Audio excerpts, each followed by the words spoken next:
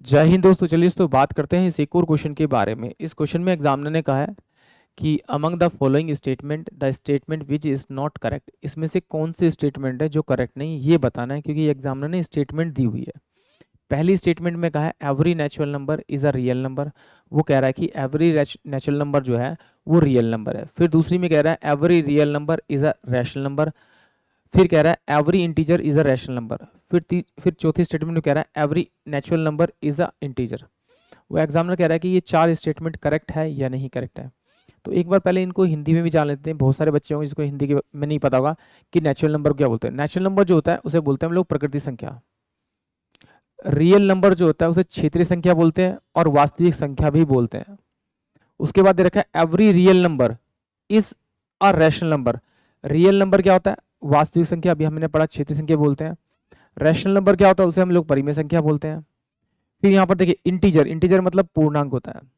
Rational number वो संख्या जिसे हम पी बाई की फॉर्म में लिखते हैं, यानी परिमेय बोलते हैं हिंदी में। नेचुरल नंबर प्रकृति संख्या होती है। इंटीजर क्या होते हैं? पूर्णांक होते हैं। अब हम क्या करेंगे, इनके बारे में डिटेल से समझेंगे और क्वेश्चन को हैंडल करेंगे, ताकि जिस बच्चे को भी इनके बारे में ना पता हो कि रैशनल नंबर क्या होता है, इरेशनल नंबर क्या होता है, प्रकृति संख्या क्या होती है, ताकि उसको भी अच्छे से पता लग जाए। तो चलिए समझते हैं।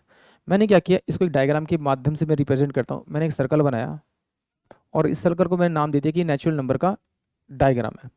तो पहले मुझे पता होना चाहिए कि नेचुरल नंबर कौन कौन से होते हैं।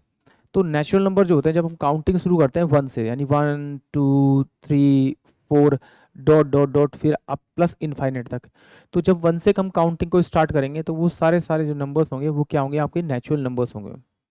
बट जब मैं इस नेचुरल नंबर में काउंटिंग को मैं जीरो से स्टार्ट करूं, जीरो से, फिर 1, फिर 2, फिर 3, डॉट डॉट प्लस का इनफाइनेट, तो ये होल नंबर हो जाता है। अब नेचुरल नंबर तो पता लग गया हमें, क्या? प्रकृति संख्या। होल नंबर क्या होता है मेरा? पूर्ण संख्या।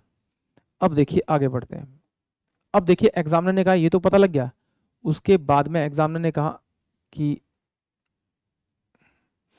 इंटीजर, इंटीजर, क्योंकि इंटीजर के बारे में दे रखा है।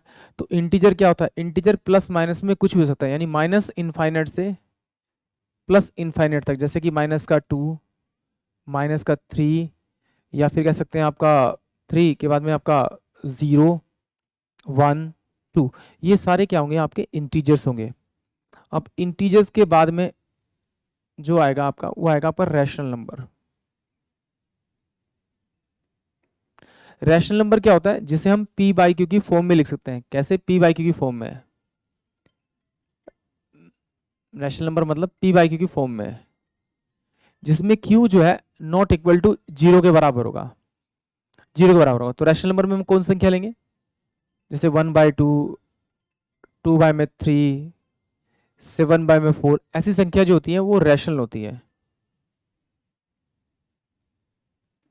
अब जरा बात करते हैं। अब ये जो सभी संख्या है वो किस संख्या के अंदर आती है?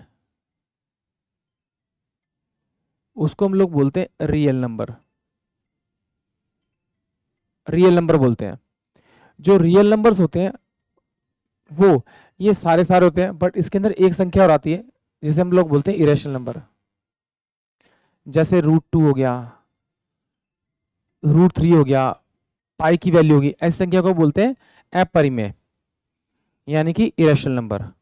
और ये बाकी जो संख्या होती है वो क्या होती है? आपकी रैशनल नंबर्स होती हैं। चलिए आइए अब इसके बारे में हम डिटेल से समझते हैं कि इसमें से कौन सी स्टेटमेंट मेरी करेक्ट होगी, क्योंकि अब आपको अच्छे समझ में आ गया होगा।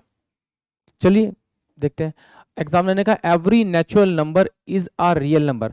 अगर नेचुरल नंबर मेरी रियल नंबर होगी तो नेचुरल नंबर का जो डायग्राम होगा रियल नंबर के अंदर होगा। यानी कि जैसे मान लो ये रियल नंबर का डायग्राम है, तो इसके अंदर मुझे नेचुरल नंबर का डायग्राम मिलेगा, तो ये मेरी स्टेटमेंट करेक्ट होगी। अदरवाइज मेरी स्टेटमेंट क्या होगी? रॉन्ग होगी। क्योंकि बहुत सारे बच्चों को हो सकता है वेन डायग्राम ना पता हो, तो इस तरह से वो आसानी से कर सकते हैं। तो जरा देखते हैं इसने क्या कहा, every natural number is a real number. तो रियल नंबर का तो डायग्राम बहुत बड़ा है और उसके अंदर ये नेचुरल नंबर वाला ये आ रहा है, तो इसका मतलब ये वाली स्टेटमेंट तो मेरी करेक्ट है।